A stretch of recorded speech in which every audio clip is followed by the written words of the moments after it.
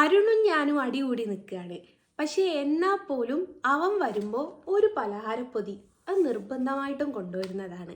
എനിക്കല്ല കേട്ടോ, മക്കൾക്ക് കൊണ്ടുവരുന്നതാണ്. പക്ഷേ അത് ഞാനൊന്ന് ടേസ്റ്റ് ചെയ്തതിന് ശേഷം മാത്രമേ അവർക്ക് കൊടുക്കാറുള്ളൂ. അതാണ് അതിൻ്റെ ഒരു ലത്. പക്ഷേ എനിക്കിത് കാണുമ്പോണ്ടല്ലോ, നൊസ്റ്റാൾജിയ എന്ന് പറയുന്നൊരു സംഭവം ഉണ്ടല്ലോ, അത് ഓടി വരും.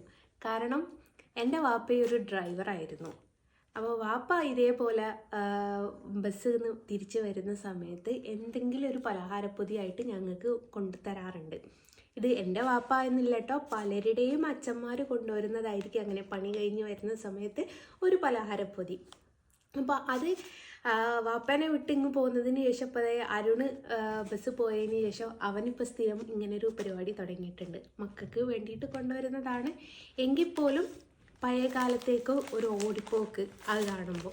ഇന്നെന്താ കൊണ്ടുവന്നതെന്നൊന്നും അറിയില്ല. ജസ്റ്റ് നോക്കട്ടെ. തെറ്റി നിന്നത് പക്ഷേ ഞാൻ ബ്രൗണിയാണ്.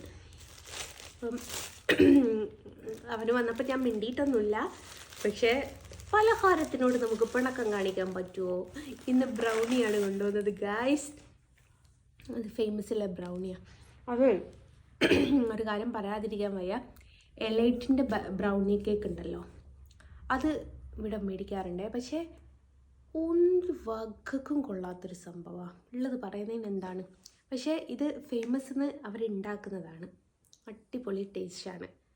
മിക്കതും ഇപ്പോൾ എന്തെങ്കിലും ഒന്നെങ്കിൽ പിന്നെ മറ്റേ കേക്കോ അല്ലെങ്കിൽ ബ്രൗണിയോ അങ്ങനെ എന്തെങ്കിലും കൊണ്ടുവരാറുണ്ട്.